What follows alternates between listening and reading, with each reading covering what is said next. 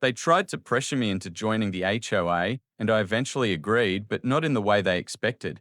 This is a story about a property I own and rent out. Strangely enough, I don't think I could actually afford to live there myself now, as the area has become pretty upscale. The story doesn't take place in the US but in South Africa, though for your convenience I've converted all the amounts from local currency into US dollars. Backstory: many years ago, my property was part of a large farm. I bought it about 30 years ago, long after the farm had been divided up but before any real development in the area had begun. The plot I purchased was near the back entrance, which connected to a dirt road. The more expensive plots were located closer to the paved road at the front. Originally, I bought a large piece of land intending to farm it, but that never happened. Around 20 years ago, a group of landowners, let's call them the organized owners OO, pushed to have the area designated as a municipal suburb. The municipality agreed to put in paved roads, water, and electricity if a certain percentage of owners built homes. A construction company connected with the OO offered to build houses for those who had land but no buildings at a very affordable price, provided they signed up enough owners. Around that time, one of the OO offered to buy half my land. I agreed, and the money I made from the sale, about 4 times what I had paid for the entire property plus a small bank loan, allowed me to build a fairly large and beautiful house. I lived there for a few years, and my mother eventually moved in with me. I decided to split the land again and build her a house next to mine. Sadly, she passed away from a late diagnosed tumor before construction could begin. Soon after her death, we moved out of the house and started renting it out. Just weeks before we left the OO, I had sold land to begin discussing creating a homeowners association HOA. I wasn't interested and left. About 2 years later, another OO neighbor contacted me. By then, the area had 2 paved entrances: the original farm road near the old farmhouse that connected to a busy main road, and my back entrance, which had been paved and now connected to a wide but not too busy municipal road. The HOA wanted to close the old farm road for safety reasons and to reduce through traffic, which meant the road next to my property would become the main, in fact, the only entrance. They pressured me to join the HOA, but I firmly said no. Eventually, they gave up, but then said they wanted to put up a welcome sign at the edge of my property and build a small guard hut to monitor traffic. We made a deal. They could use the land if they mowed my lawn and paid me about $35 a month. I was thrilled since the area wasn't small, and it didn't cost them anything extra. They already had gardening services for the HOA. That was over 10 years ago. The HOA eventually succeeded in closing the other road, so now they pay for security right next to my property, mow my lawn, and give me a monthly payment enough to buy takeout for the whole family a couple of times. Occasionally, someone from the HOA still contacts me to try and convince me to join, but I've never been interested. My property has been rented to the same tenant for years, and everything has gone smoothly. The problems begin about 3 years ago. Trouble started. Someone was scaring my tenant's young daughter by making strange noises and even firing gunshots near her window 3 or 4 times in a month. This frightened my tenant, and I suspect it also scared the HOA because both my tenant and the HOA approached me with an offer. They said I could join the HOA, but I wouldn't have to follow their rules or pay monthly fees. On top of that, they wanted to build an electric fence with security cameras around the entire neighborhood. They claimed they had wanted to do this for a while but didn't want to build a fence across land not technically in the HOA. I didn't see any downside, and agreed. The fence was completed within a year, which was surprisingly quick. But just a month after construction finished, my tenant received a warning from the HOA about his dogs barking. He told them that while the property was within HOA grounds, it had been exempted from their rules. The HOA replied that they had revoked that exemption and gave him 30 days to fix the issue. My tenant contacted me, and I finally opened the mail I had been ignoring, assuming I wasn't bound by any HOA rules or fees. That's when I got a nasty surprise. They retroactively annulled the exemptions and demanded that I pay overdue fees for the past year, cancel the easement agreement allowing them to use part of my land for the security booth, and return the money they had already paid me. On top of that, they wanted me to pay for the gardeners who had been mowing my lawn, and also pay fines for every violation my tenant didn't fix. A costly legal battle began with lawyers involved. In the end, the judge ruled that the HOA's actions were mostly legal. They had the right to cancel the exemptions, but they were required to give me 30 days notice. As I was walking to my car, the neighbor from the organized owners group, the same guy who had bought half my land years ago and was now the HOA president, smirked and told me I was stupid for not joining the HOA from the very beginning. According to him, I could have been a founder, whatever that meant. He also said next time I should read contracts more carefully before signing them. That little comment stuck with me. When I got home, I pulled out the HOA contract, determined to find a loophole and break every rule if I could. I didn't even get past the first page before I discovered something. The HOA had identified my property by its address, but legally, land is defined by its cadastral number. Years ago, when my mother moved in with me, I had split my property into two lots, one for me and one for her, but construction on her lot never began. When I signed the original easement allowing the HOA to use part of my land for the guard booth, that agreement technically applied only to her small lot. The HOA had recorded the cadastral number for that little parcel without realizing it wasn't my main property, which meant my main lot, the big one, legally wasn't even part of the HOA.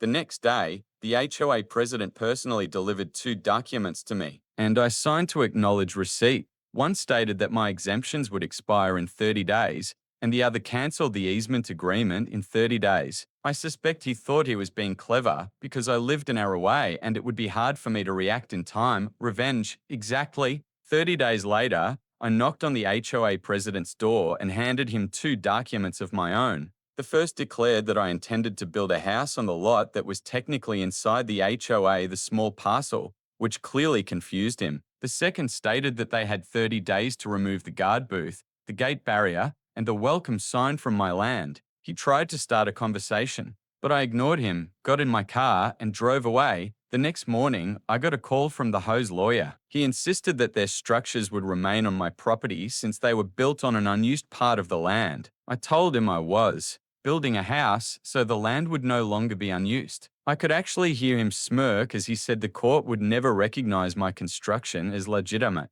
I smirked right back and told him the plot was just big enough for a small house and suggested he double-check the cadastral number. It took them 5 days to finally realize the truth. My property was actually two separate legal parcels. Soon, their lawyer called again, this time claiming that the easement couldn't be cancelled without their approval. In response, I sent him a photo of their own official document, the one they had issued, cancelling the easement themselves. That same week, the HOA president invited me out to lunch, his treat, to talk it over. I declined. 2 days later, he tried again. I declined again. Then other members of the organized owners started reaching out, some aggressively, some trying to be sympathetic. My answer was the same to everyone: no, thanks. 9 days before the 30-day deadline, I received a call from another lawyer, this one trying to convince me to surrender. His words, not mine. I agreed to meet. At the meeting, I handed him my prepared documents. My new easement proposal included everything from the old contract, but with major changes. The HOA would now be required to bring the lot up to HOA standards and maintain it since it was technically within their jurisdiction.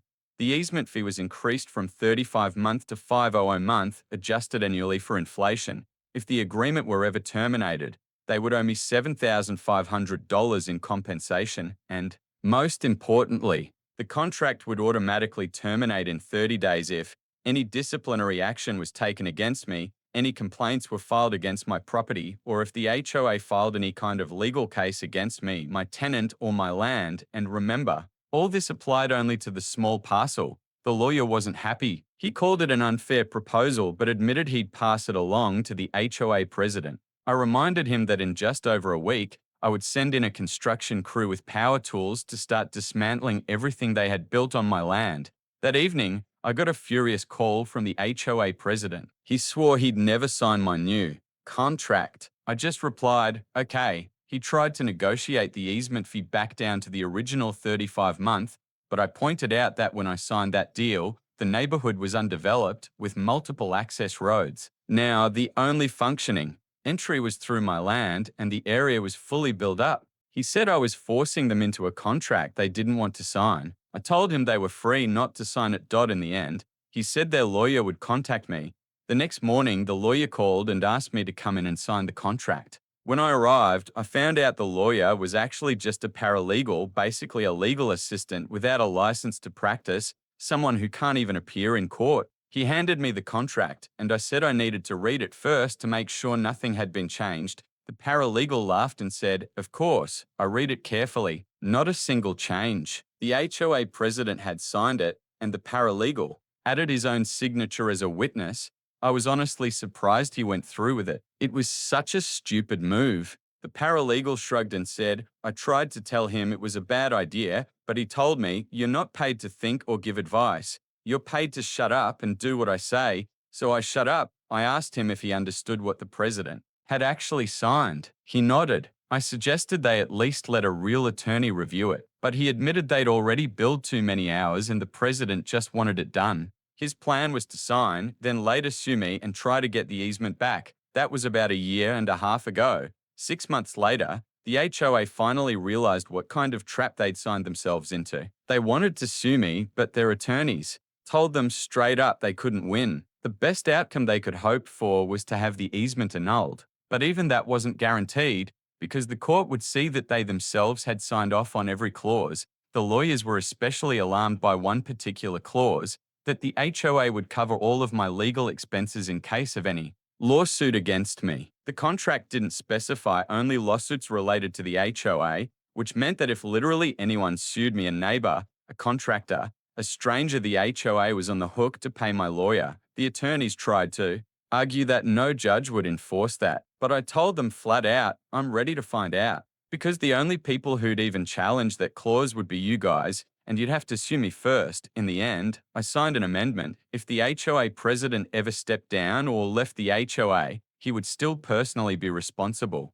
for covering all of my legal fees. And if the HOA itself sued me, then both he and the HOA would be liable. Guess what? He resigned at the very first meeting. I politely told him in front of everyone that maybe it wasn't the smartest move to sign documents you don't fully understand. He didn't look amused during mediation. It also came out that without the ability to control access to the neighborhood through the guard shack, which, remember, was partially sitting on my land, the HOA would technically be in violation of their own charter, which meant they could actually be dissolved. Another thing I learned, and honestly, I should have realized this earlier, all the security cameras were wired and every single wire ran through that guard shack. So yeah, the hoe's entire existence basically depended on me.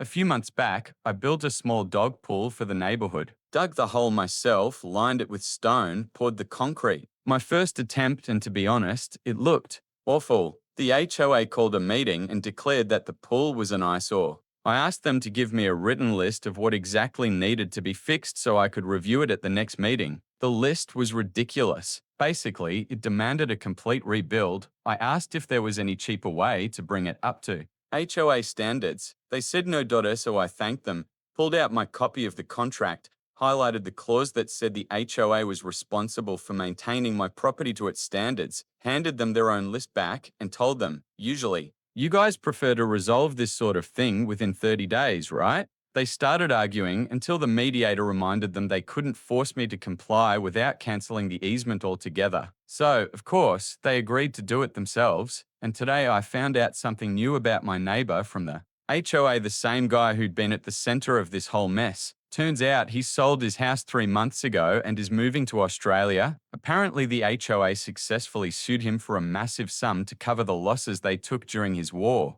against me. Yeah, apparently he'd had a personal vendetta against me all along.